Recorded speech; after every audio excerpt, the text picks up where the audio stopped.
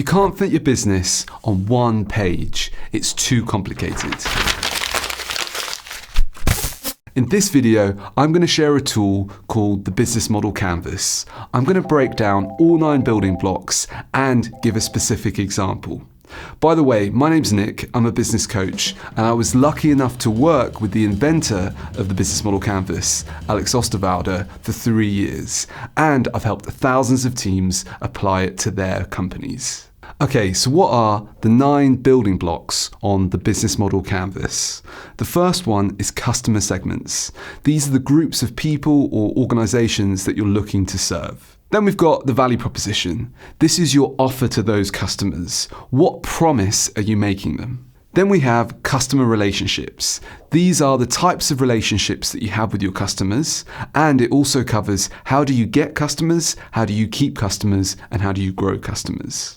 Then we've got the channels, and these are the touch points that you have with your customers. It's the when and the where you interact with those people. The 5th one is revenue streams. How do you make money? The 6th one is your key resources. These are the things that you need to make your business work. It could be things like intellectual property, it could be factories, it could be human resources. Then we have key activities. This is what you do with those key resources every day to make your business run.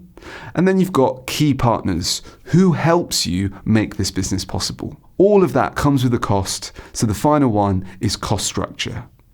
That all sounds good, right? But what does it look like in practice? What I want to do is show you a real example of a company called John Paul Mitchell Systems. Paul Mitchell sells premium hair products to hairstylists and independent hair salons. They do it through their distribution partners, and they make sure that they have a long-term customer relationship, both with the distributors and with the hair salons. What enables them to do this is their value proposition, their promise, that they don't sell in drugstores or supermarkets. They only sell in the hair salons. And what this does is it creates a great revenue stream for those hair salons. And they make good money because they sell in bulk to the distributors. The main reason they're able to sell their product at a premium is because of their key resource. They have a strong brand that people love. And that's because of the reputation of the founders. They worked so hard to build these long-term relationships. And what that meant is buyers kept coming back again and again to get the product.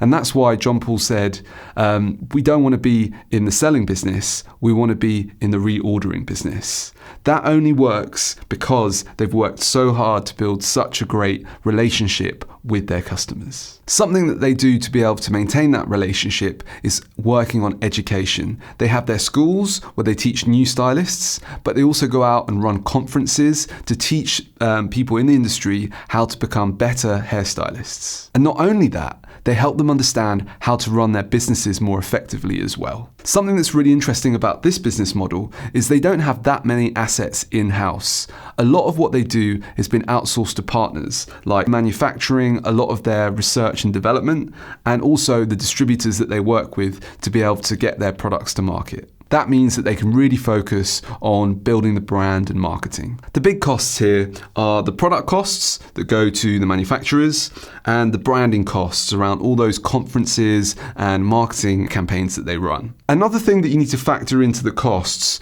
are that the hair salons need to make some money and the distributors need to make some money as well. And because they charge a premium price for their product, there's a margin that enables them to do that and for everybody to make a profit. So that's John Paul Mitchell Systems business model on one page. I recommend you map out your own business model on one page so your team can really understand it and really see it. Because I believe that it's not enough to only use words to talk about your vision and your strategy. You need to use words and pictures so people can really see it. Around 10 years ago, I was working for a company and the founders had a very big vision for the future of the company, but it was very complicated and most of the people in the company didn't really understand what they wanted to achieve. Now, it was about this time that I was invited to a workshop run by the inventor of the Business Model Canvas, Osterwalder. I saw this tool and I thought, wow, that could really help us. So I went back to the company and applied it. I went to everybody and showed them the visual business model canvas for what the company was. And every time someone new joined the company, I would sit down with them and show them the business model using this tool. There was one person that I didn't get to for about 6 months though. And after we finally got to sit down together and I was able to explain and show the canvas to her, she said, "Wow, I've been here for 6 months. I had no idea what the company did, but now I understand it because I can see it." So that's the power of having a picture on one page that shows what your business is and how it works. It enables everybody on your team to really understand it. Imagine you're trying to go somewhere, but you've never been there before. When you walk, you're not walking confidently and you're looking, do I need to go that way or do I need to go that way? And it slows you down. But say you need to go to that same place again another day once you've already been there. You walk much more confidently and you get there much more quickly. Why? Because you know where you're going, you already can see it in your mind. That's why the business model canvas is such a powerful tool, because you can use it to map what your business is today, and you can use it to map out what it could look like in the future. Then you can show that to your whole team and get them to really understand where you're going. Then they can work more confidently towards that future, and they understand how their part of it or their contribution can help get the whole company to where you want to go. After all, what's fuzzy in your head becomes clear on the page.